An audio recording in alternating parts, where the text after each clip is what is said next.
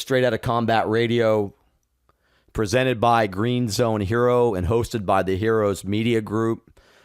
Just want to say this guest, Ryan Weaver, is one of those guys that really sets the stage and quite literally sets the rock and roll country stage, but he also sets the stage to how to, meet adversity head on and how to take what life deals you and how to play the hand. And I got to tell you, he let us use that song Burn from the very beginning, didn't hesitate, and just very honored and humbled to know this person and to have him on our show. Thank you for listening. You're a steely-eyed killer shadow in the night. You were born to fight. You gotta light 'em up. My name is John Krotek, and I want to welcome you to Straight Outta Combat Radio, audio medicine by Green Zone Hero. We're here to honor the wisdom of America's most valuable asset, her combat veterans. We're authentic, we're empowering, we're American. Save us all before they burn it down. Our guest on today's episode of Straight Outta Combat Radio is one hell of a busy guy. In fact, just to get him to sit down here for the next 45 minutes was Hercules took us to get him here. But if I wanted to read his bio, we would be here all day, and I'm going to be very quick. Our guest today is Ryan Weaver. Ryan Weaver is one of the most high-energied, all-American rock and country music artists that you will ever meet. He was also a combat Blackhawk Aviator, making it to the rank of Chief Warrant Officer 3 in the United States Army. And he has got one hell of a story to tell. He lost his brother, and we can get into that. Of course, the story is to remember his brother. And he also lost his brother-in-law. How often does that happen, and how often should that happen? We will never forget those warriors that sat in the cockpit of those helicopters in harm's way. But more recently, 2017, Ryan was announced as the Patriotic Voice of the Professional Bull Riders for their Celebrate America campaign. And at the World Finals in Las Vegas, he was out there rocking his rear end off. He has got a litany of places where he has played across this country.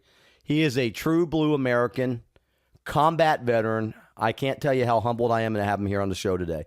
Hey, Ryan, how's it going, brother? It's going great, man. It's been a rainy week up here in Nashville, but we're going to make it through. I've been building a boat and getting animals in pairs up here, but it's not like the folks had to deal with on the East Coast. But Nashville, seeing this much rain during the fall time is kind of weird. But it's supposed to be beautiful the next couple of days. I'll be heading up to Fort Campbell to the Air Assault School up there to do some touring and with their folks up there for an outreach program we might be getting involved with. So excited, man. Excited. Awesome, man. I'm glad you mentioned those folks over in North Carolina, on the Outer Banks that just went through that horrific storm. And, we're thinking about them out there, and the weather is starting to turn and looking forward to a great fall. But, before we get to all the cool and exciting things that you're doing now, tell us a little bit about your background. How did you even get into the cockpit of a helicopter, and where did you grow up? Who were your mentors? Those kinds of things. Well, it's a long story, but I'll try and make it brief. But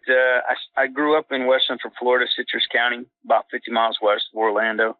My family was a mixed family. I would say I had steps, halves. Aaron was my full blood sibling, but we had a cornucopia of kids in our house. We had 11 people in our house at one time. When Steve, my oldest brother, came back from the Ranger Regiment to go to college, I loved growing up with a big family. Obviously, it has its trials and tribulations. We had really humble beginnings. My dad was the sole income maker for our family, and we moved over from Rockledge, Florida, in fourth grade. Actually, I lived all over the state of Florida. I lived in Marianna, Florida, up to third grade, then moved over to Rockledge, Florida on the East Coast in fourth grade. Then fifth grade, we ended up moving over to Citrus County, and that's where I finished out to graduate in high school at Citrus High School. And then went in the Army straight out of high school and was a military intelligence analyst. There's a 96 Bravo, which is now the 35 Fox for everybody out there knows it, but the other services. But got up to E6 promotable, picked up my 7 at the board, but was already in candidate school and was excited about becoming a warrant officer. Aaron for the folks out there who don't know my background, he was in the Ranger Regiment and in Somalia for the ambush in Mogadishu for Black Hawk Down, and best Ranger buddy with Jeff Struker for 2 years in a row. I think they got fourth in the Ranger, or they did get fourth in the best Ranger competition. He was an all-American superhero, but he was at flight school already. I went through Warrant Officer Candidate School, then flight school, and ended up, fortunately, because of his help and his assistance and guidance and advice, ended up graduating top of my class in flight school. And Aaron and Steve were both there. Steve was also, he came out of the Ranger Regiment and went to college, went back in as a warrant officer as well. Then when I graduated, we were the first three brothers to fly in the Army as warrant officers at the same time. And they were there to pin my wings on. Pretty incredible. Where'd you guys, where was that? Was that McClellan, Fort McClellan? Fort Rucker. Fort Rucker, okay. Fort Rucker. Yeah, Fort McClellan was old school, man. That's back when, that's back in the day. Ancient history, man. Yeah.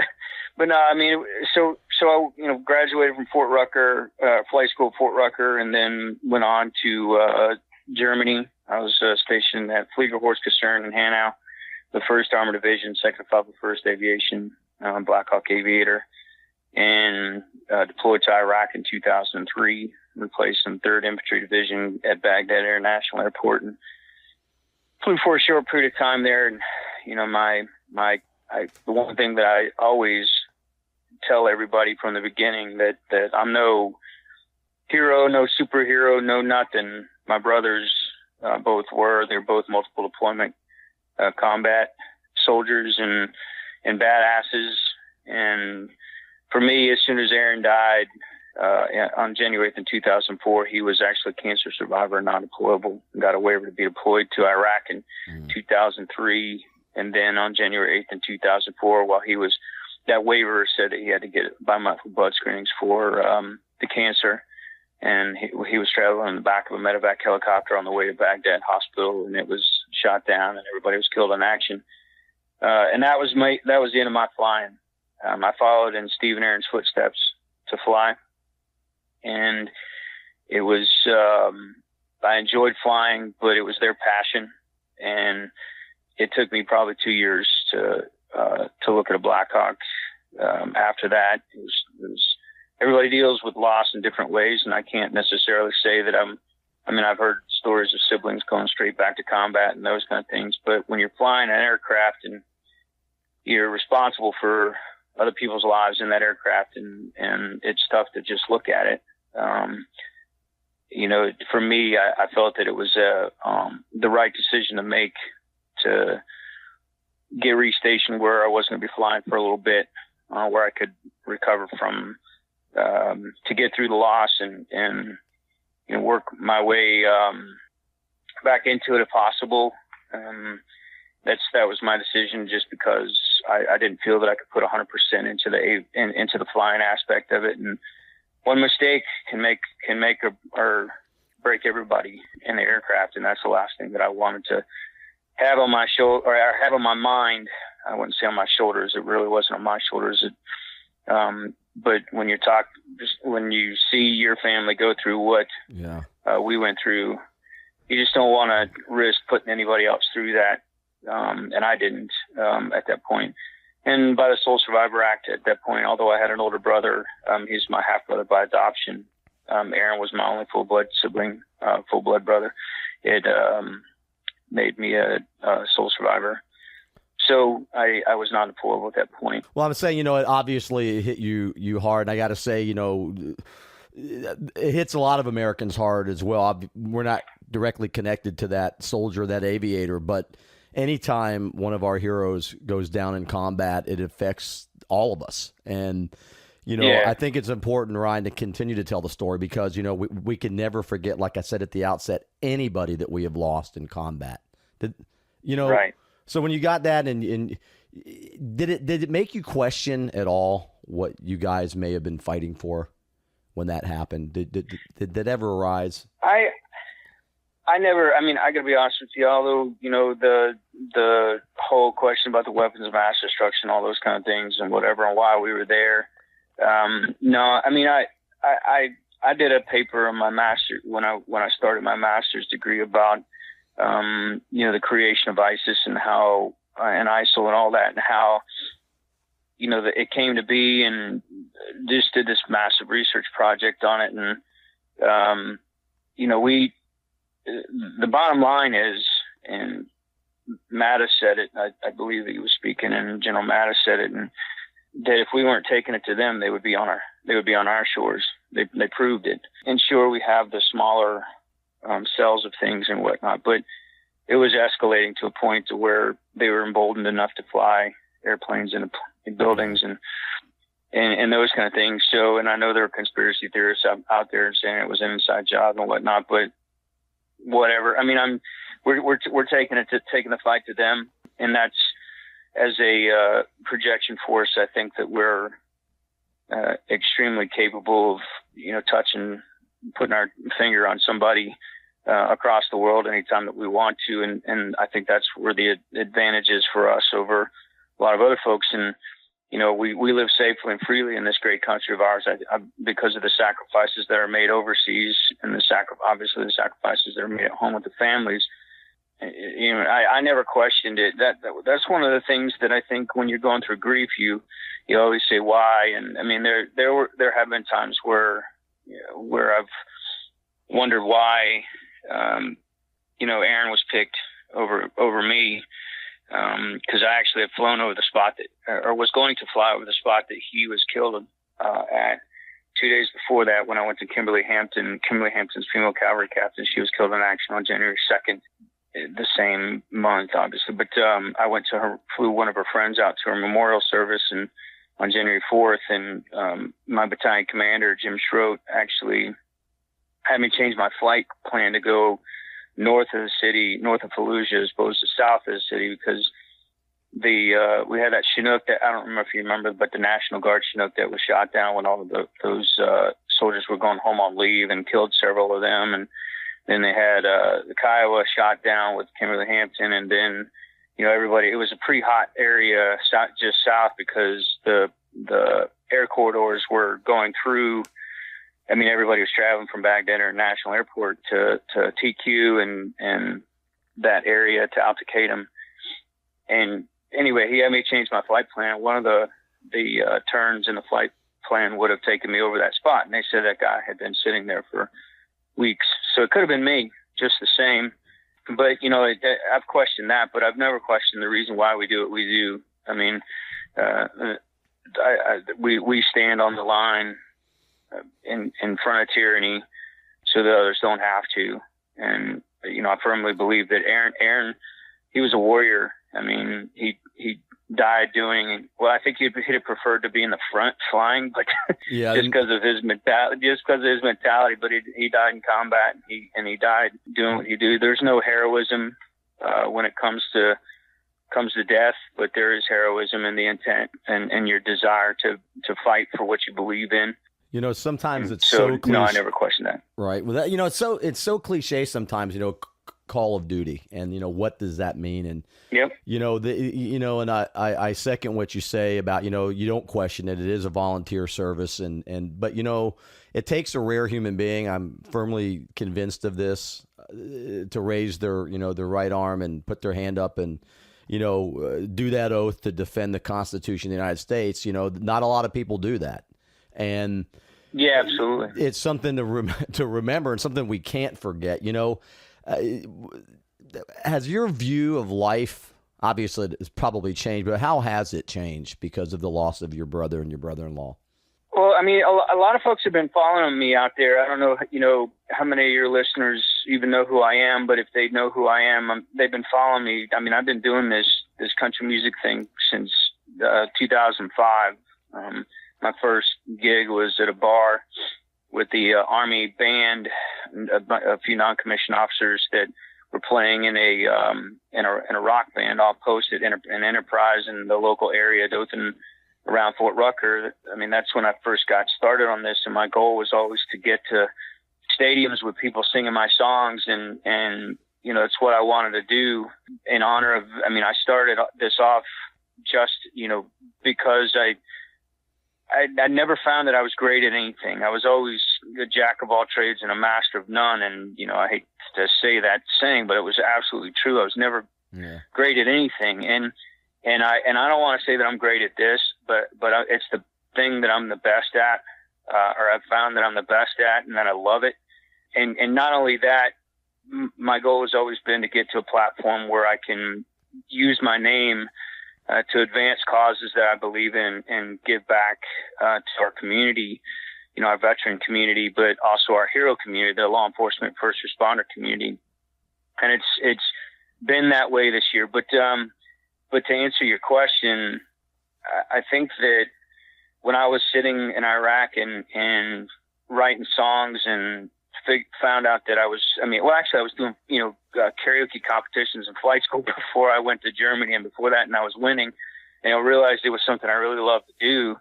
I didn't realize I was good at it until later on, or at least good enough to win the competitions. When I was sitting in Iraq and then that happened, I just realized that I was living a life where my dreams were just, if I was going to have a dream to do something, that I was just letting it pass me by. I mean, I was just sitting back and doing what I felt was a great thing to do, which was flying, and I just didn't have any passions. I didn't have anything that there was an outlet for any kind of creativity if I had it. And then I started realizing that when I was in Baghdad. So when Aaron died, I just decided at that point that I was going to go after it. And that I was going to chase it down, and absolutely every single day. So something that a lot of folks don't know, and if some folks out there will know, but a lot of folks don't realize it. My band, whenever we get together before a show, we always say a prayer, and then I always tell them, play the show like it's the last show you're ever going to play. If you leave anything on stage, you've done yourself a disservice. And when I say that, I say that, sorry, dude. Sorry, man. Sorry, dude. I always get emotional talking about this because this year has been incredible. Well, no, it's all good. This is interesting, Ryan, because, you started, you said going for it. And I've been looking at your career and looking at some of the people that you have been mentored by, and now you're a mentor yourself. But you have played at some phenomenal venues with some phenomenal musicians. So, the value of what you bring to this planet, and to, obviously country music is your style, but, you're a rocker, man, plain and through, and you're an American rocker. I mean, I think they created rock and roll here, if I'm not mistaken, and you are just part of a tradition, man, that is just killer to watch. And being the fact that you flew in dangerous combat missions, I mean, I love heavy metal, but a lot of those guys I don't think have even been in a situation like that, So, man, what a year you've had. Well, I appreciate the deflection. No, man, but I'm serious. You were with Huckabee. You have done some crazy cool stuff this year, man. Crazy cool stuff. Well, in the last 13 years, I've played venues small and large. I mean, everybody's heard about the Bluebird Cafe. It's probably one of the most intimate places I've played. I played in front of 2 people at the Double Branch Bar in Troy, Alabama. And then, we played in 2014. I got to open up for Charlie Daniels at the Ryman Auditorium here in Nashville. And then we did the Volunteer Jam in 2014, and that was at Bridgestone Arena between Ted Nugent and Michael W. Smith, and then Grand Ole Opry on September 11th of 2015. And this year has been amazing in and of itself, in that that we started off, I say this year, but 2017 at the end of the year, I replaced Steven Tyler at the World Finals in Las Vegas in T-Mobile Arena.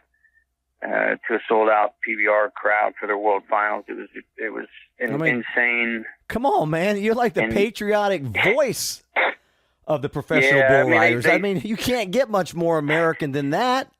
Man. Well, they brought some guy in that nobody knew, on their main night, and Sean Gleason, the CEO of the PBR, took a chance on me, and it's been an incredible year impacting civilians and also military and our heroes, the law enforcement, first responder community, impacting them each time we do a Celebrate America night. And I mean, to start off the year, the last day that I saw Aaron alive was January 4th in 2004. But to start off this year, performing at Madison Square Garden, I think it was on January 4th or January 6th or something like that. I can't remember the date because we've had so many. But we started off at Madison Square Garden, and to be an independent artist with no song on the radio, without a major record deal. I did sign a record deal with the PBR for a single EP, the Celebrate America EP that's out there right now. If you guys want to download it, all your listeners. But tell us about that. Celebrate America. Well, I mean, essentially the Celebrate America EP is just a 4-song EP. Win Barble, who wrote Have You Forgotten, just got back from the war, Waiting on a Woman. Just an amazing person. He's such an awesome guy. Is down to earth country as you get. He produced the album, and I co-wrote a song on there called Get Up. It was actually called Get Up or Get Out when we first put it on the EP, and when we were going to put it on the EP, and we changed the title so that more people would listen to it ahead of time. I wrote 3 of the 4 songs on there, and Win Barble and another co-writer wrote one of the other songs called Beware the Owner. But it's a patriotic EP. I'll tell you, my normal show outside of outside of PBR is not patriotic focused. It has themes of patriotic blood running through it. Obviously, there are those parts of it, but it's a rock show, man. I mean, it's a slam and rock show. But we've got to perform. I performed in front of 46,000 at AT&T Stadium where the Cowboys play down in Arlington. That was amazing. Everything from Golden One Center in Sacramento to the Sprint Center in Kansas City you name it, every large arena that they've gone to, I've had the opportunity to perform at. And we came here to Nashville just recently, and I was on the Huckabee show a couple months ago, and I invited him while I was on the show to come and perform with me in Nashville with the PBR, and we got to do a really cool performance with him of That's What America Means to Me. It's on my Facebook page if anybody wants to see the link. They actually did a real cool 5-minute segment about what the PBR is doing on the Celebrate America campaign, and Huckabee had it on a show again. Went out to over 100 million households worldwide, which was pretty incredible. And just to get to meet that guy and hang out with him. And his daughter came to the show. I didn't get to meet her because it was a little bit tight as far as security was concerned. But it was just awesome to get to meet him and talk with him. He's such a genuine person, such a kind-hearted person, and an incredibly talented bassist. So we brought him up we brought him up on stage in the middle of the show, and it was pretty awesome. And then shortly thereafter, I got to play the Duke Army halftime show at Duke University. We played their the halftime show there. It was the first time Duke University had ever brought in a band for their football program to perform at halftime, and that was, to be able to say that. I don't know if you know this or not, a little fact, but Duke University is the only other place to host the Rose Bowl than the Rose Bowl. And I didn't know happened when there was a threat of Japan actually bombing California. So they moved the bowl over to Duke. So it was really cool to be part of some, immense NCAA history. And if any of your listeners are out there and want us to come and freaking rock out, sponsored by your company to rock out at an NCAA football game, we can come out and kill it for you. Well, the highlights of your career continue to grow. I mean, and that doesn't happen by happenstance. That's solid hard work. It's having incredible talent, obviously passion and purpose. What kind of legacy, Ryan, do you want to leave behind? How do you want to affect people through your music? I guess there's still so much that I want to do as far as the music business is concerned, but not just the music business, but my brand. The Ryan Weaver, I hate to talk about it like I'm in a third person or second person, whatever, but the Ryan Weaver brand. I've been, I worked with Grunt Style for 2 years and created a brand of shirts with them. And we just moved over from Grunt Style to Nine Line. I'm extremely excited to be working with Nine Line. This company is just, I felt like when I walked into their, and this is kind of going to be a long answer as far as my legacy is concerned, because there's a lot really to it, but I walked into this company and met with Tyler and their whole staff. It's outside of Savannah, right? It's up near Savannah. It's right outside of Savannah. Yep. You got, if anybody's out there, you got to go check it out. They got a Black Rifle coffee shop downstairs with their, I say downstairs because their offices are upstairs, but, with their merchandise store and our merchandise will soon be in there. They got Tiggs and Oz is in there right now. It's a great, just the whole company, every single person at that company treated me like I was a rock star, but they also treated me like a genuine friend and like I was becoming part of a family. And it's something I think in the military community, because there's so much of a competition between veteran business owners, that for the first time in a long time, and there are a lot of companies that I've worked with, but for the first time in a long time, I truly felt like this company cared about my brand and about what we've been trying to do and the message we've been trying to send, and what I've been doing on the music side of things. Yeah. And I think that this opportunity to work with them is going to be amazing as far as expanding my brand, but also being able to give back to the veteran community. Nine Line organization is immensely supportive of the veteran community, and they do amazing things. So as far as my legacy is concerned, I want people, especially our veterans out there, but our heroes as well. But I want folks to see what the American dream is about by what I accomplished in my life.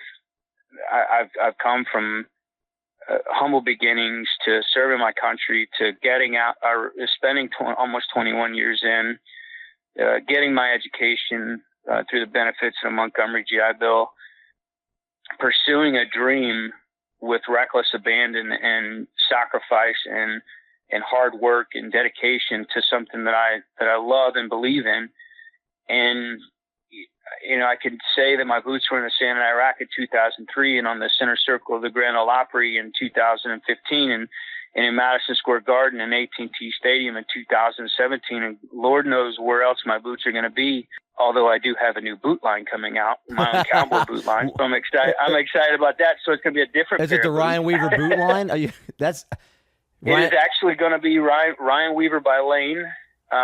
They're going to make a formal announcement here shortly, but it'll be Lane Boots is a company out of Arlington, but we will have our own. I'll have my own cowboy boot line coming out. It's either going to be for the Christmas shopping or for the spring time. But to be a veteran, I have a Weaver Country LLC. To be a veteran-owned small business owner, I look at myself and everything else that I'm doing with the music business and branding and all those different things as a small business owner. Essentially, I want to turn it into something that's massive. And if the music world starts forgetting who I am, I want the rest of. I want my brand to continue. You're definitely an inspiration to so many. And you know what? Again, it keeps coming back to, and I know you and I have had conversations before, but it comes back to hard work and belief and having these opportunities and actually utilizing skill sets to move forward. You're not done yet, man. I'm looking at all the stuff that you have done since you got out of the service, and I'm like, holy cow. No wonder all these great things are happening to you. I mean, you mentioned, Nine Line. I have been to that. It's right off the interstate there by Savannah. And you are right, man. They have got some incredible merchandise in there. Really nice. Yeah, and I would say the merchandise and the product that they have is incredible. But the people at that organization, or the people at that company, you just can't replace the kind of relationships that they like to foster and the way that they treat people, and how they value their partnerships and how they value, their customers. It's just I'm telling you, it was incredible to get down there and spend some time with them for a day. We did a full product line shoot. My shirts are scheduled. My 2 first designs are actually scheduled to come out next week.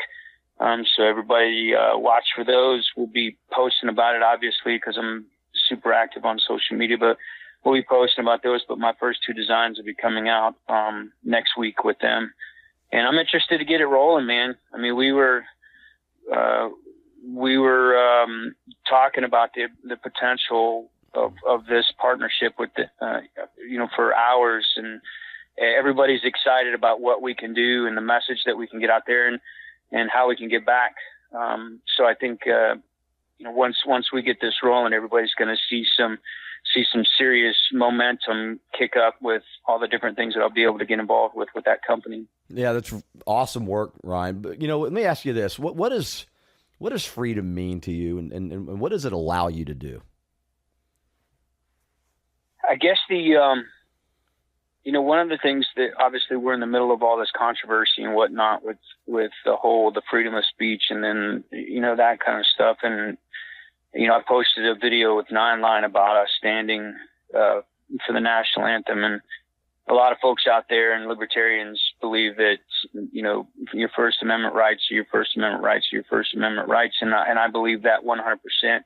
It doesn't mean that I necessarily need to agree with the method or the timing of a protest. It doesn't mean that I don't think that they should do or be able to have the freedom to do it. Just do it in a different way and send a good message. But as far as I'm concerned, their ability to do that, or anybody's ability to exercise their rights and not have to worry about being killed for it or be unsafe for it, the pursuit of happiness and what you want to do as an American, that's what freedom is, as far as I'm concerned.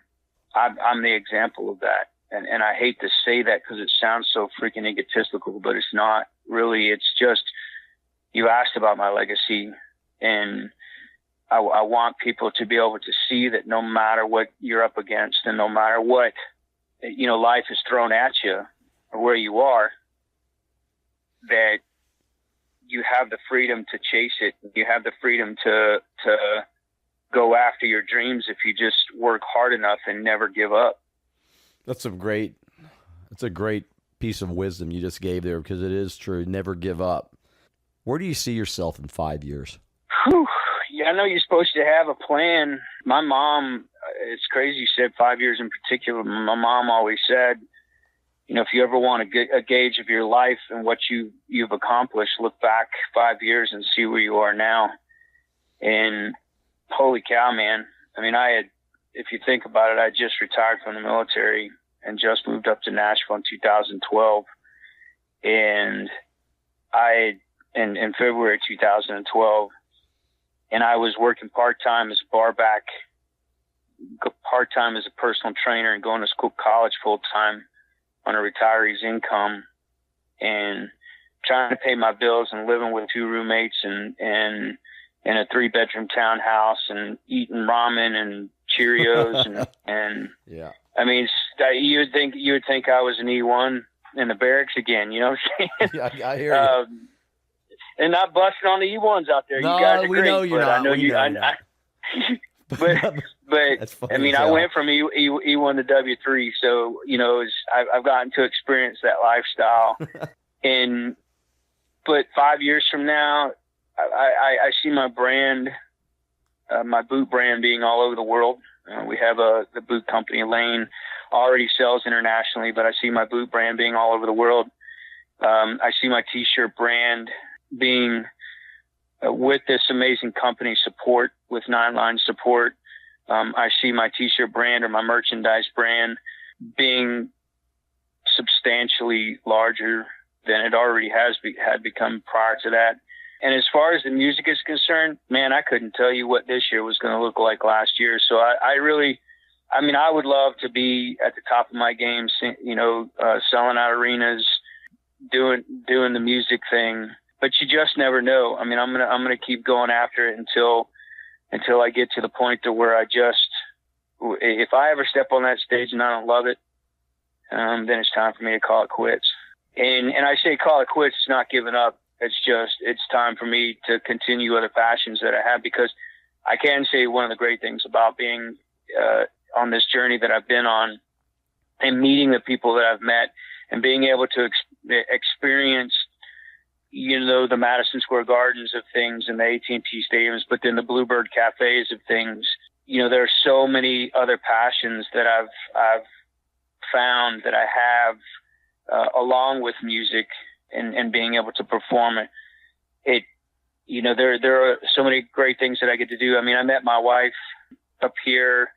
We wanted to travel for a long time, and she works her tail off. She's a corporate meeting planner, and she travels a lot and I travel a lot, but we want to travel together and experience, the world outside of our little microcosm here in Nashville. So that I could see myself doing a whole lot of traveling. And it wouldn't hurt my feelings to be retired in 5 years, again. I hear you. So, to have my second retirement come in, but I'd love for her to be able to retire as well and be able to move on and do what we love doing. That's awesome, man. Let me ask you a couple of things here. What do you want non-veterans or non-military civilians to know about veterans, and especially combat veterans in general? And then how can people, you're doing all this crazy, amazing stuff. How can people find out about you, Ryan, and what you've got scheduled coming up and how they can get involved and support some of the things that you're doing? So a couple questions, how they can get your information, but also that message you want to give to non-veterans, non-military civilians. Well, I'll go ahead and give out the technical stuff first, and then talk about the veteran thing, if that's okay, if you don't mind me flipping that's the cool, question. Man. It's your show. And the answers to it. Yeah, WeaverCountry.com is my website.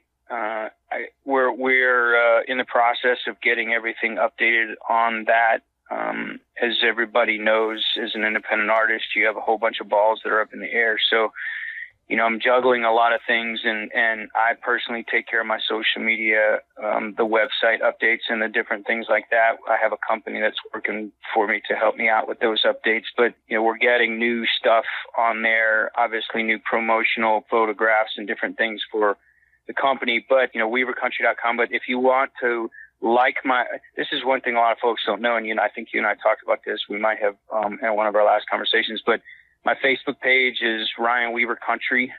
It's all three words together, Ryan Weaver Country. And if you like an artist's Facebook page and you don't go to the following button and click on it and change it to See First, which is SEE first. Okay. If you don't change it to See First, Facebook limits the algorithm as to who sees it. I mean, I have 42,000 plus people on my Facebook page, and I'll post something and 400 people see it because it limits it. So if you put See First, it'll put you in the top and put me in your news feed every time I post something. Shoot, and thank you for that. all. Thank you for that, because now I just figured it out. That'll be good. Yeah, yeah. I mean, and anybody that's out there that's trying to make it happen is wondering why nobody's ever seen their Facebook post if they have a public figure page. That's one of the things you have to kind of let everybody know. But if you haven't already, because a lot of folks already know that, and I found out late in the game. But and then my Instagram, I believe, is Weaver Country, and you can find all that.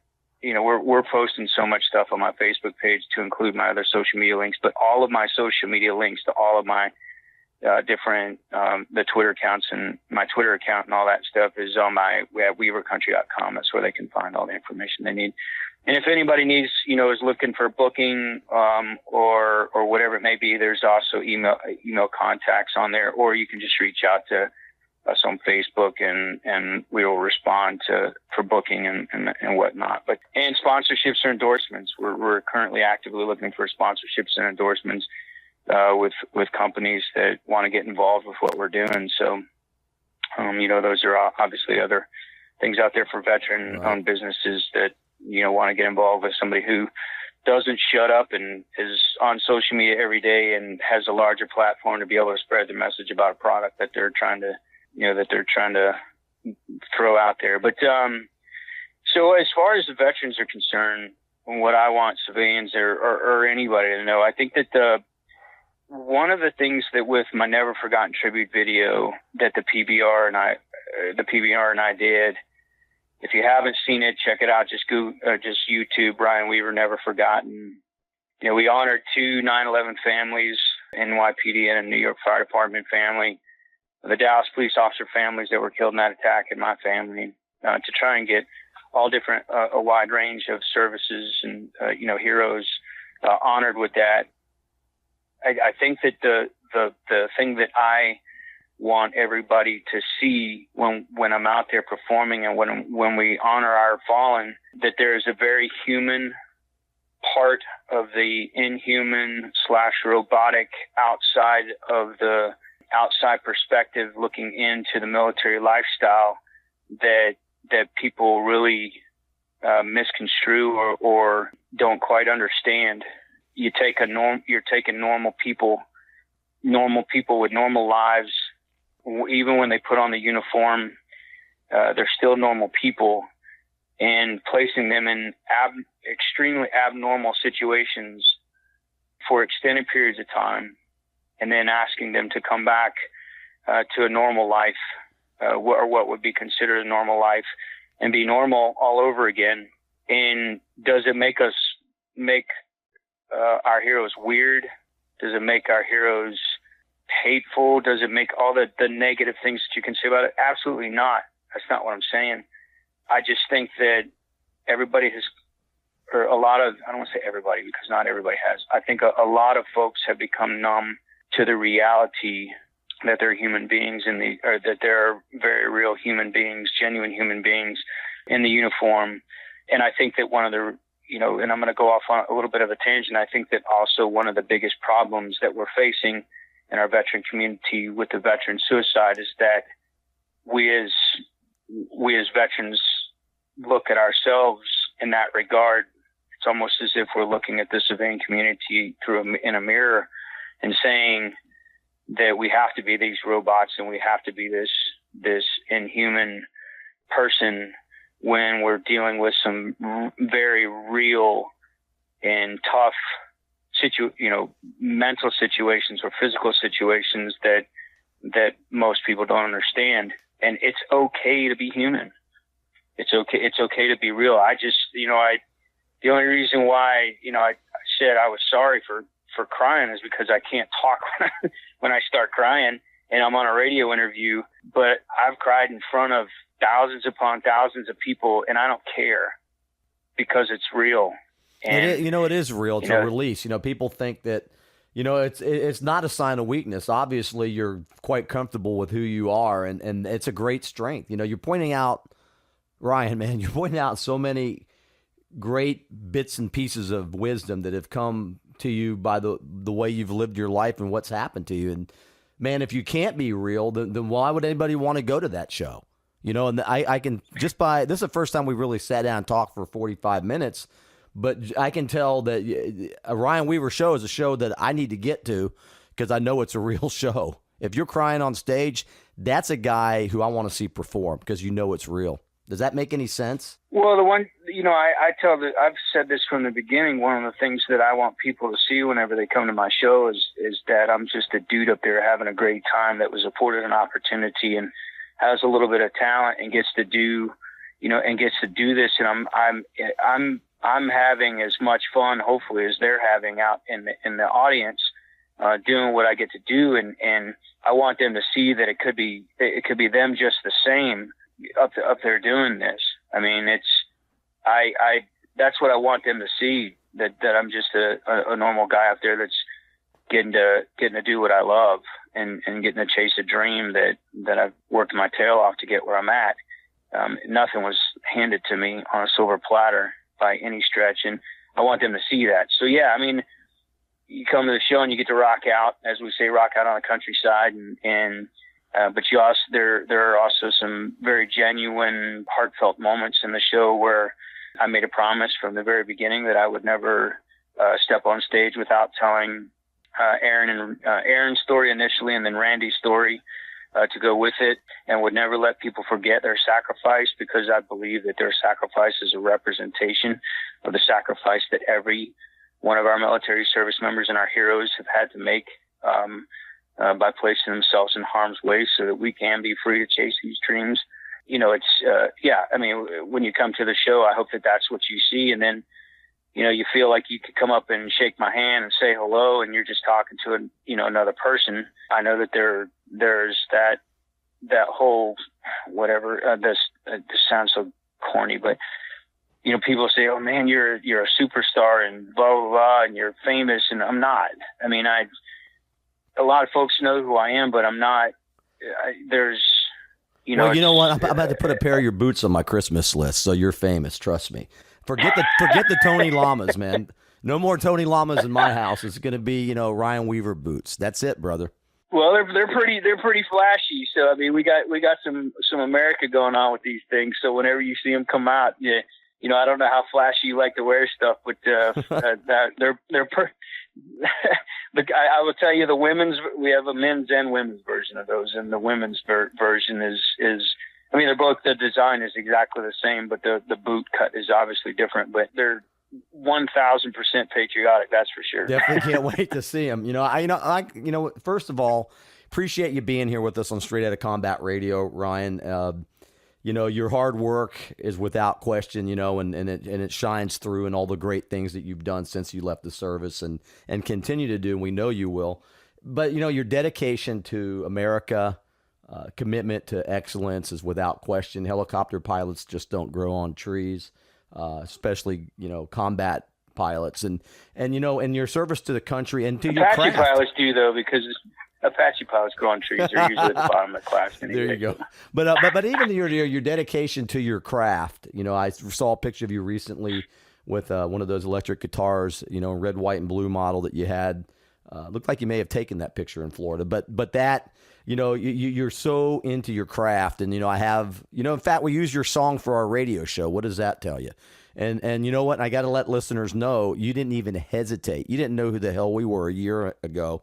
And I said, hey, Ryan, can we use your song? And you said, absolutely. So that in and of itself, regardless of what you say, Mr. Modesty, is that spoke volumes to us. And so your song Burn, which means a lot to us because it helped us launch this podcast show, is with, thank you very much. I wish, we reciprocate. We just want to be able to do whatever we can to help you with, to get the message out about Ryan Weaver. Well, I appreciate that too. And I mean, you get the guests that you bring on your show are top notch and all have great things to say. And, I appreciate you bringing me on to let folks know out there who've been listening to your podcast a little bit more about me if they haven't found out about me before. And, the song Burn that I co-wrote here in my living room and got Chris Peranto and John Tigan actively involved, in the music video for it. And they came out for the music video for it. And if folks haven't heard it, that was a labor of love for a year, almost a year and a half.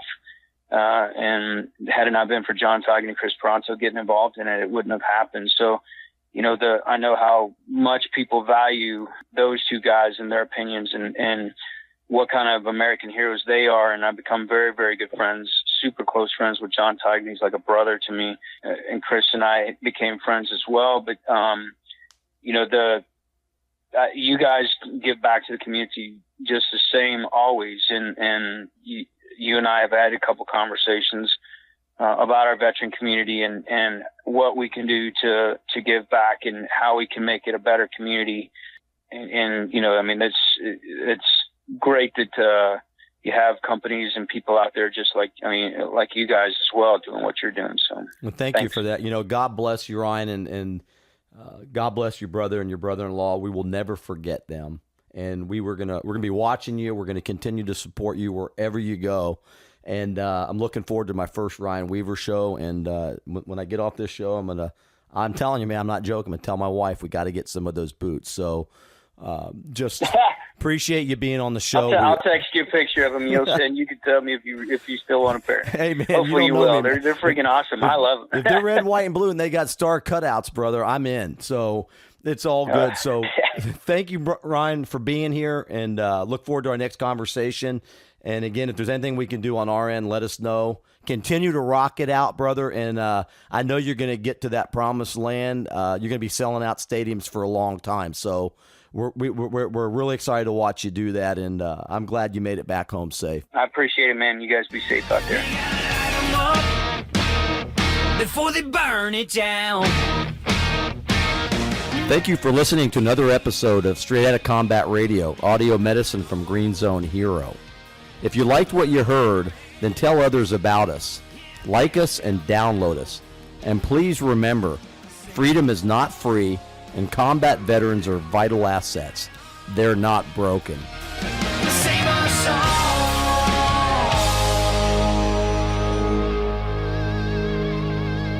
before they burn it down.